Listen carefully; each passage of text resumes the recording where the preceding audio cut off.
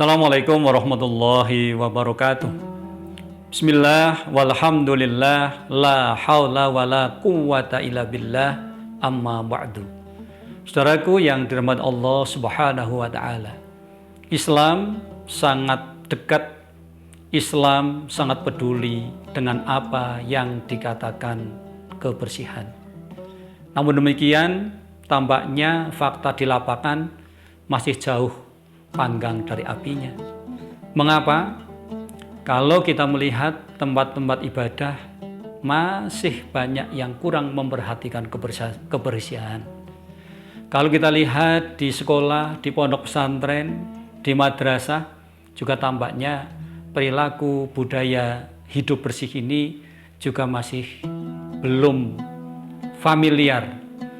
Kita melihat bahkan di jalan orang dengan sembarangan pakai mobil yang cukup bagus, sepertinya juga yang menjadi drivernya adalah orang yang mempunyai melek dalam hal pendidikan. Tetapi kadang kita melihat sebegitu mudahnya untuk membuang sampah melalui jendela mobil mereka. Kita juga sering melihat orang tidak paham apa itu saluran air. Drainase yang seharusnya untuk lalu lintas air dimanfaatkan untuk membuang sampah. Banyak kejadian-kejadian yang sepertinya ini biasa dalam budaya kita.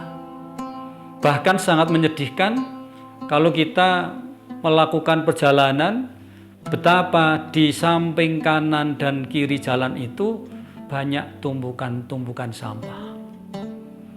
Kita tentu harus prihatin bahwa ternyata tidak semua orang bisa untuk membuang sampah.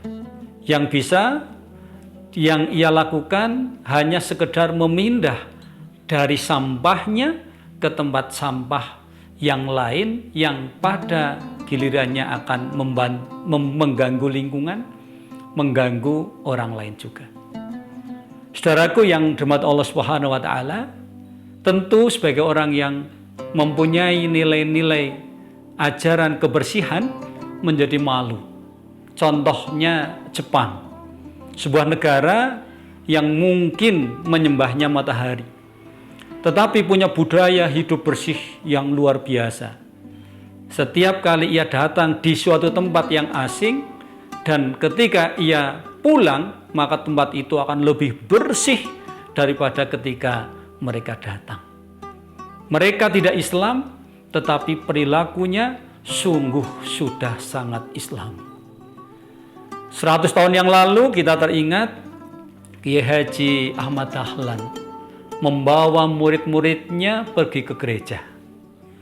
Tentu saja para murid kemudian bertanya-tanya, "Pak Kiai, mengapa kami diajak ke gereja, bukan ke masjid?" Kiai Haji Ahmad Dahlan hanya senyum dan tetap melanjutkan langkah bersama murid-muridnya menuju ke gereja. Sampai di sana ternyata murid-muridnya tidak disuruh untuk memasuki gereja, tetapi justru untuk masuk ke toilet, ke kamar mandi. Selesailah kunjungan ke kamar mandi gereja, kemudian sang kiai bertanya, "Apa yang kamu dapat di sana?" "Oh, ternyata kamar mandinya bersih. Airnya tidak keruh, bahkan wangi aromanya." Kemudian kiai menjawab, "Nah, itulah seharusnya kita umat Islam yang mempunyai ajaran tentang kebersihan. At-tuhuru syatrul iman." Bersih adalah bagian dari iman. Bahkan jika kita melihat di kitab-kitab fikih, maka toharoh biasanya diletakkan di bab-bab awal. Toharoh maknanya adalah kebersihan. Toharoh sesungguhnya kalau kita coba cerna lebih dalam lagi, tidak hanya sekedar bagaimana umat Islam bisa berwudu, bagaimana umat Islam bisa bermandi wajib, tetapi lebih dari itu, apa sih sesungguhnya implementasi dari toharoh itu dalam kehidupan yang nyata. Kita harusnya bersih ketika akan sholat.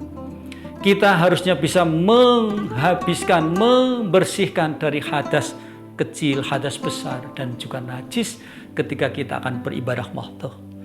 Tetapi seharusnya pula ketika kita keluar dari masjid, keluar dari area peribadahan mahdoh, hidup di tengah-tengah masyarakat, di rumah, di lingkungan, di sekolah, di madrasah, di tempat ibadah yang lain, mestinya kita juga bisa mencerminkan sebagai pribadi-pribadi muslim yang sangat mencintai kebersihan.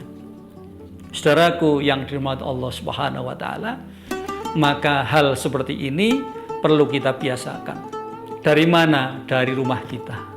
Dari mana? Dari lingkungan keluarga dan masyarakat kita. Dari mana? Dari madrasah, dari sekolah, pondok pesantren. Insya Allah ke depan budaya hidup bersih yang kita coba rintis dari hal yang sederhana akan bergulir menjadi bak bola salju. Jika dari unit yang terkecil sudah terbiasa hidup bersih, insya Allah masyarakat pun akan demikian, dan Indonesia, negara yang kita cintainya, pun akan demikian adanya. Saudaraku yang dirahmati Allah SWT, maka penting bagi kita untuk memahami setiap dawuh, setiap syariat, setiap perintah, tidak hanya sekedar letterlek apa adanya, tetapi apa implikasi, apa implementasinya dalam kehidupan yang senyata-nyatanya.